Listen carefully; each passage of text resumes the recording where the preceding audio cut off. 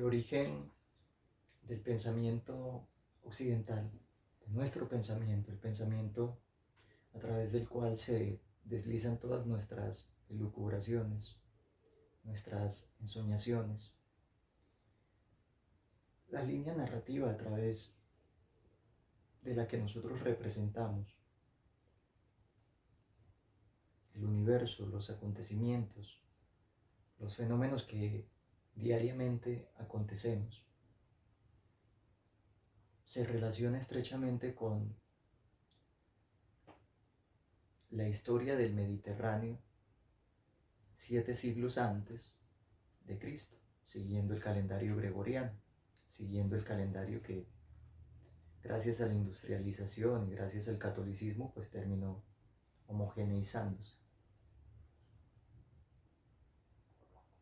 Siguiendo ese calendario nos remontamos alrededor de 2700 años atrás, 27 siglos atrás, y nos encontramos con el mundo mediterráneo, poblado o fluctuando a través de ideas diversas, que vistas a la luz de la singularidad o especificidad de los saberes modernos, pues resultaría bastante heteróclito ese panorama mediterráneo, porque confluyen allí ideas matemáticas, ideas que nosotros podríamos ubicar dentro del orden de la biología, dentro del orden de la química, dentro del orden de la física de partículas, dentro del orden de la astronomía, dentro del orden de las matemáticas,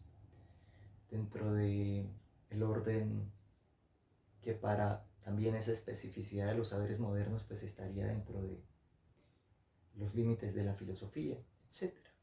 Toda una serie de discursos o de formas de componer se están dando 7 siglos antes de Cristo en ese mundo mediterráneo, que tiene además como epicentro Grecia, que tiene como epicentro los mares, ¿cierto? En los que se subdivide ese gran mar Mediterráneo, en el que confluye el mundo europeo, el mundo asiático y el mundo africano. Ese mar, ese ancho mar que se circunscribe alrededor de esos 3 continentes, pues tiene como epicentro allí en esa época a Grecia.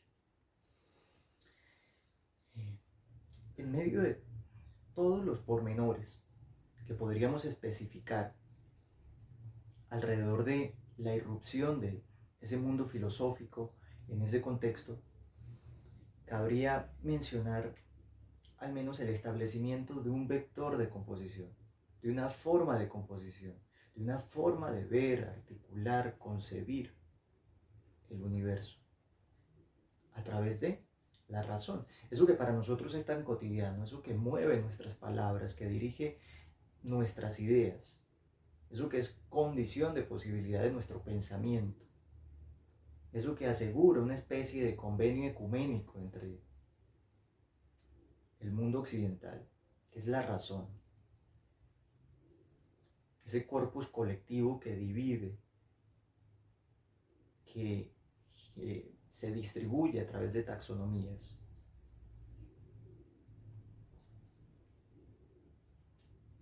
Es la razón.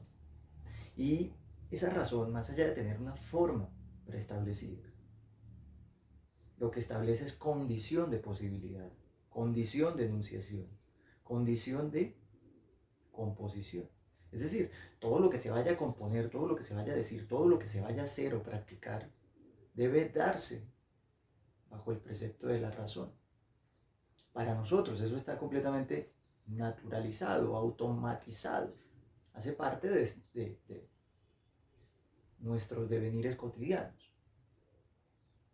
Eso que es la razón surge allá en Grecia, alrededor o sobre todos los confines del Mediterráneo, donde se sedimentan las ideas matemáticas, algebraicas, geométricas del Próximo Oriente,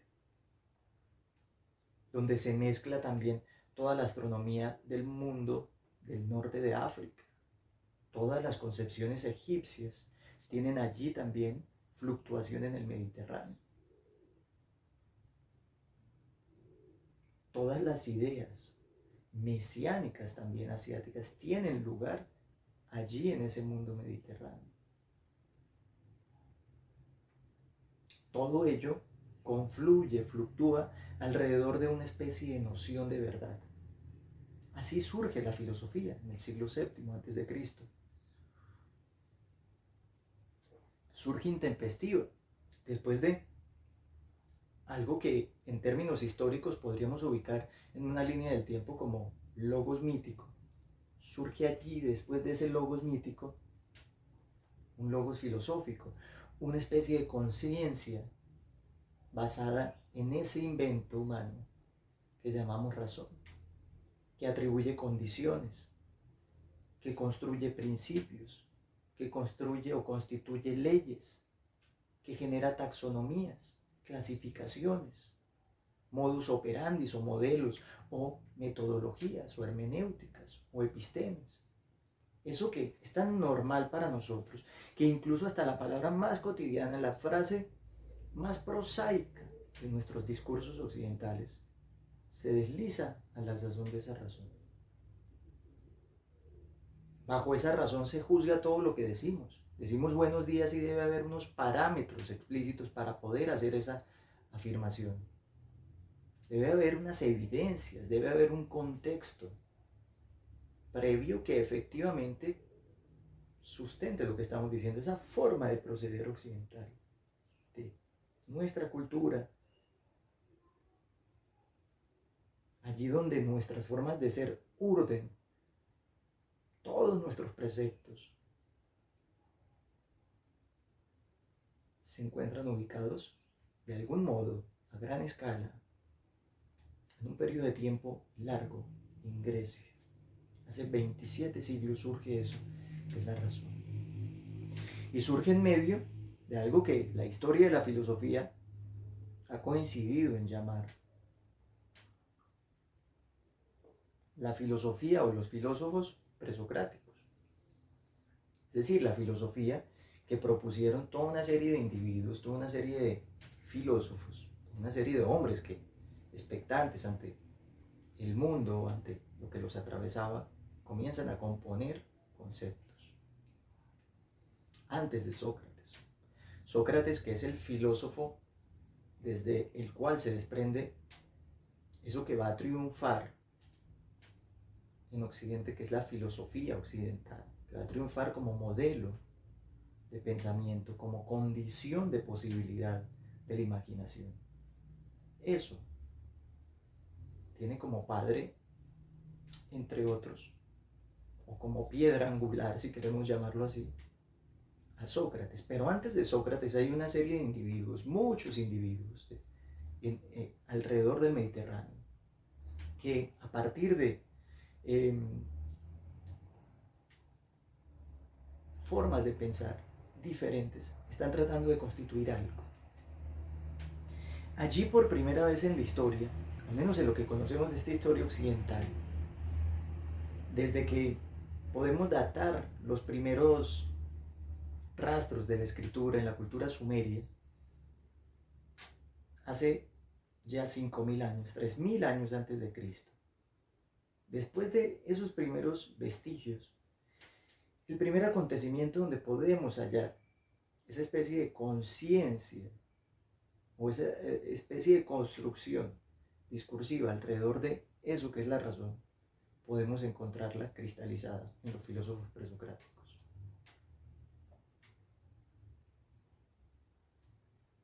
Ahí podemos ver un primer intento de unificación discursiva, de unificación del pensamiento, un primer intento. Y además la razón, aunque sea múltiple, aunque disvaríe todo el tiempo, aunque elucubre de manera múltiple, la razón siempre surge como pretensión de unificación.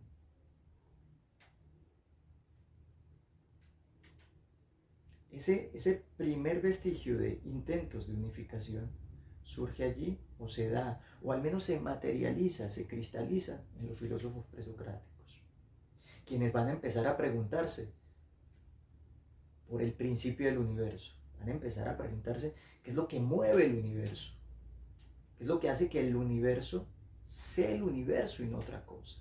De hecho, ahí encontramos la primera condición ontológica, la primera deriva ontológica, eso que hace parte de la filosofía, que llamamos ontología,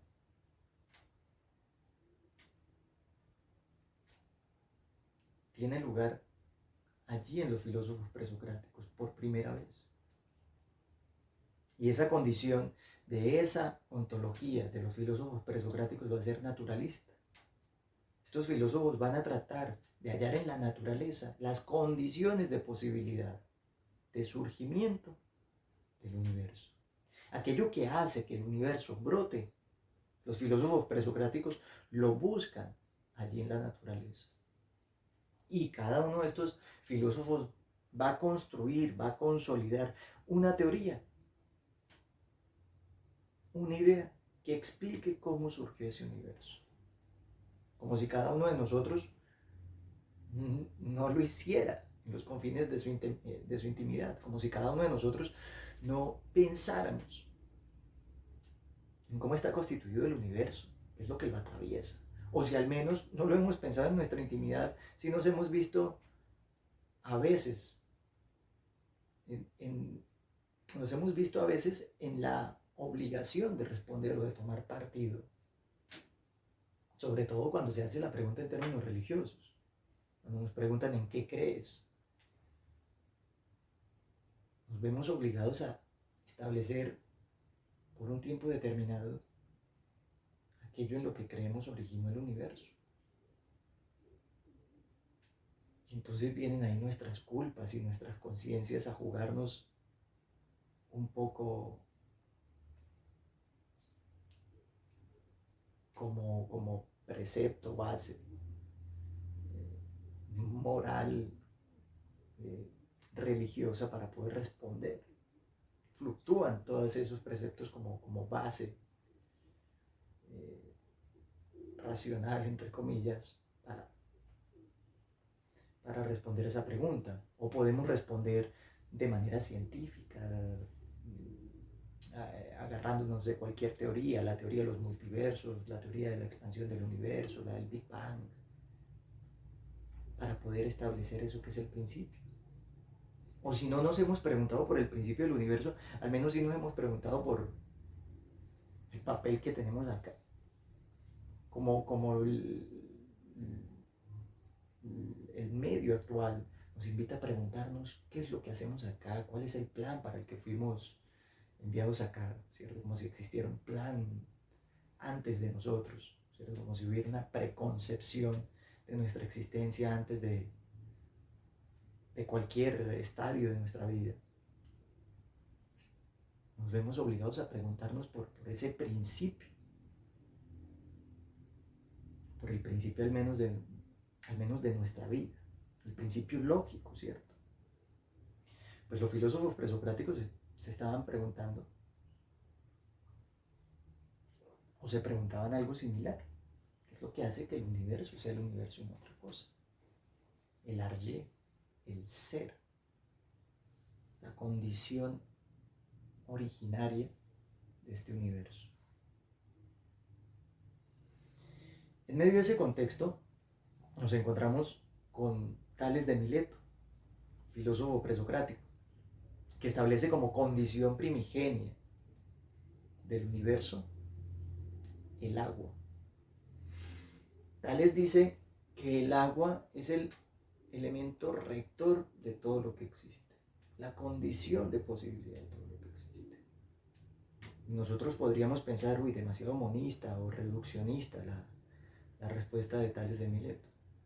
Sin embargo, si tratamos de pensar con un poquito de fe en lo que, o de esperanza, de confianza, o con un poquito de amor en lo que dice Tales de Mileto, pues tal vez podamos encontrar, no es tan descabellado lo que él dice, incluso pues, el gran sueño de nuestros viajes interestelares es hallar agua. Y al hallar agua, sentir o presentir la esperanza de un contexto natural similar al de la Tierra, pero en la estratosfera. Para nosotros el origen de la vida tiene que ver con el agua. O sea, no estamos tan lejos de lo que pensaba Tales de Mileto. Asimismo, como Tales de Mileto, Anaxímenes, otro filósofo presocrático, pensaba que el origen del universo no era el agua, sino el aire. Y como Anaxímenes, Empédocles pensaba que el universo había sido originado por los 4 elementos: aire, fuego, tierra, agua. Y si nosotros vamos a condiciones, si nosotros pensamos en términos de partículas, en términos moleculares, si nosotros pensamos en términos químicos,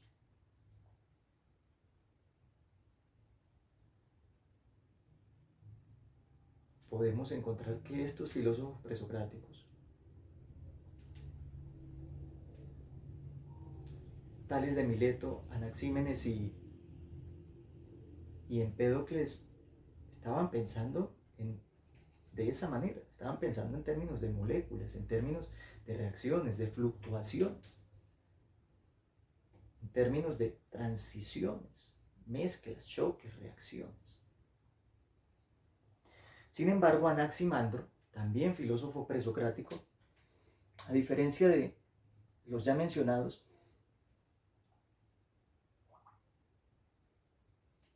consideraba que el universo tenía como motor, como condición rectora de posibilidad, una masa amorfa, el apeirón, o una masa caótica, una masa que se expandía, que fluctuaba, que tenía iteraciones.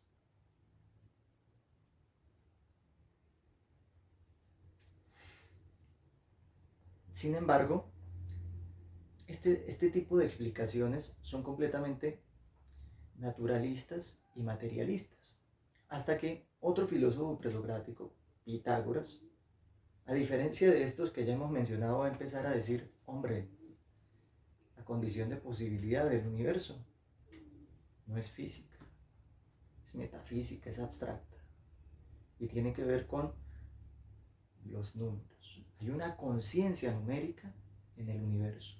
Todo tiene dimensiones.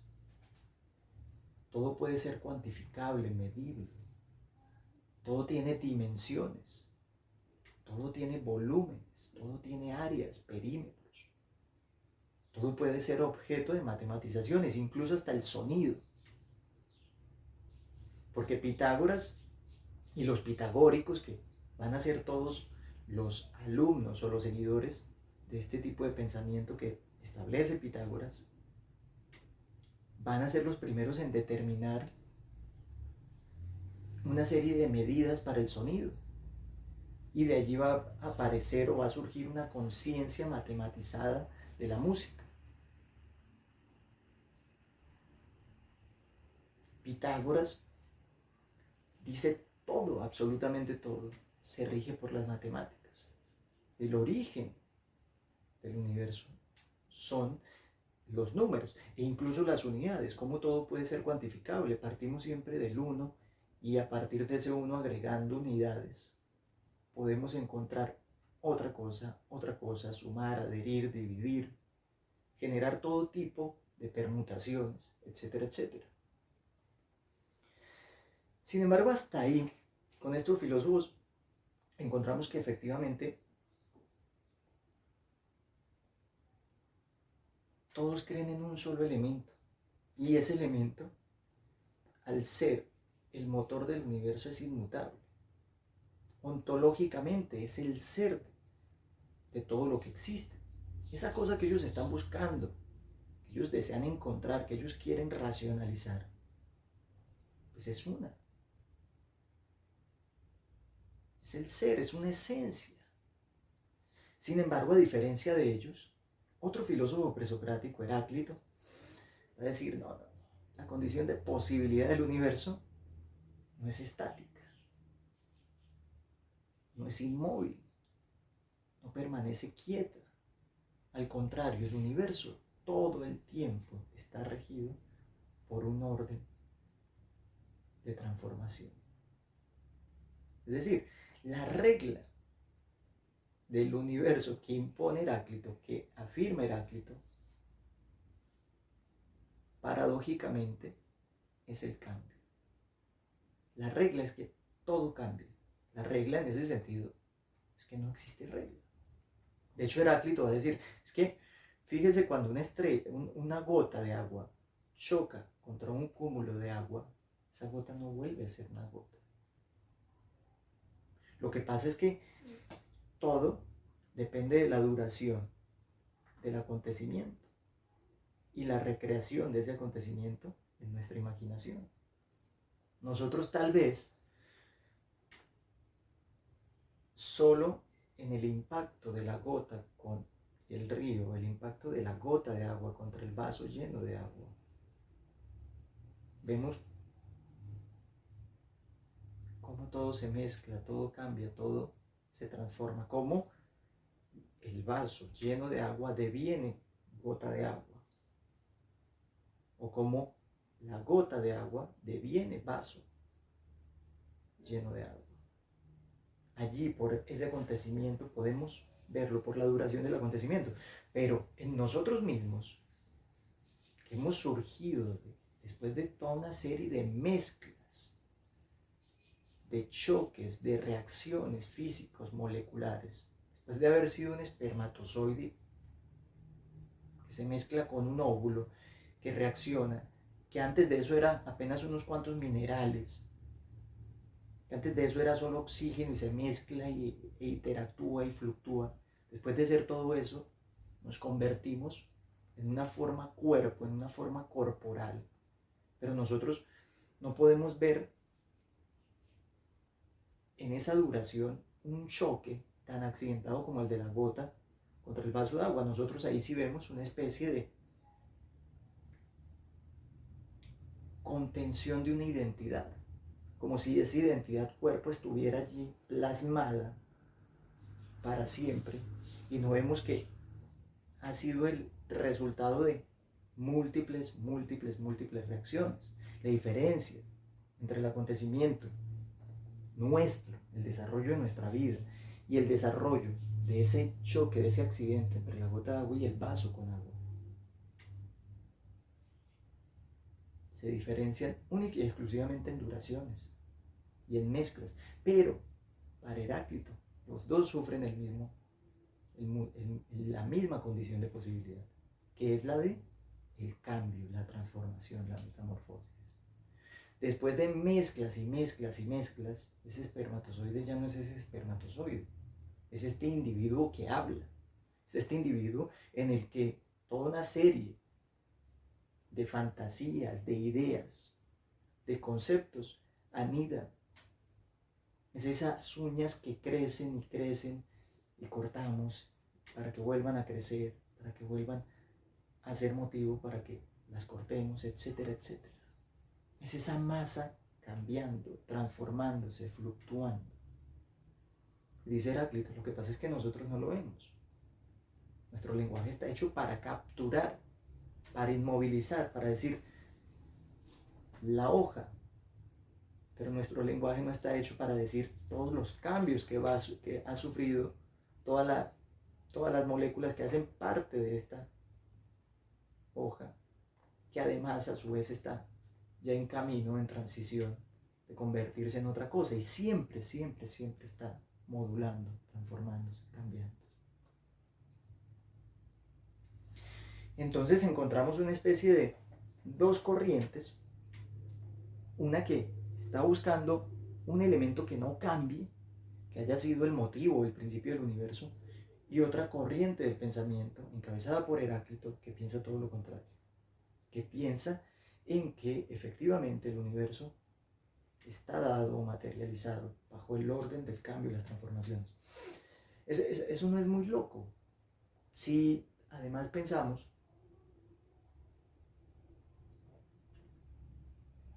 valiéndonos de la física, en que el universo está en expansión, el universo está en fluctuación, en iteración. El universo es siempre, siempre materia de fluxión.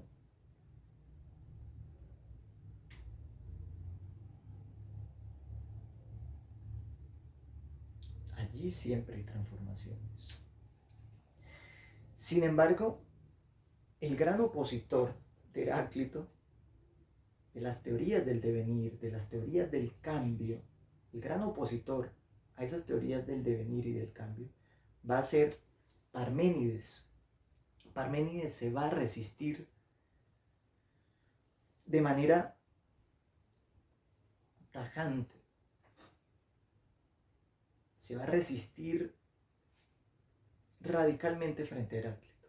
Va a decir, las cosas que plantea Heráclito no tienen nada que ver con el universo.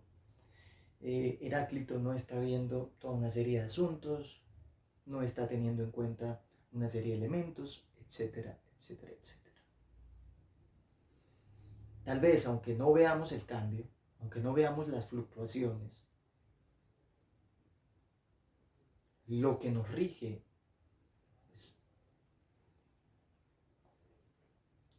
es la capacidad de generar imágenes. Ahora, para Parménides, siempre, siempre hay unas ideas originales. Hay un ser de las ideas que no puede cambiar, que no cambia. Aunque existan miles de hombres singulares, existe la idea de hombre. Aunque existan miles de mujeres, existe una idea de mujer. Aunque existan millones y millones de árboles, existe una idea de árbol.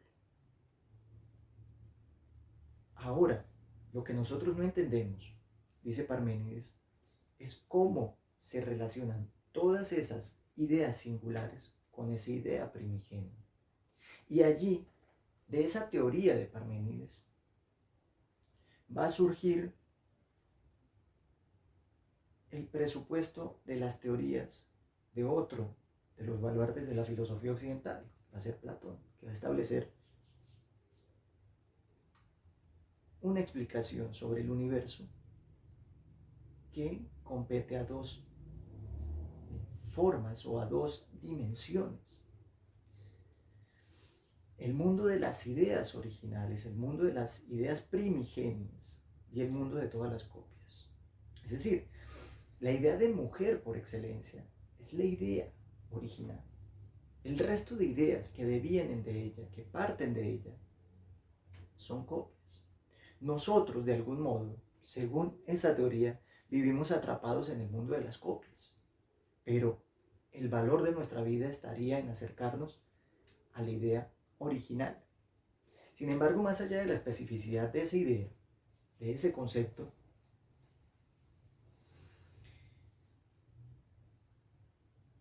podemos ver o intuir que efectivamente la filosofía, allí desde los presocráticos, se va a partir en dos. Y desde allí, efectivamente, hasta nuestros días, va a estar siempre al orden del día, a la orden del día, la discusión sobre o las teorías del movimiento, del devenir, o las teorías de lo que permanece y no cambia, del inmutable. Allí, en ese contexto presocrático, surge efectivamente esa deriva, esa serie binaria de discusión que no para.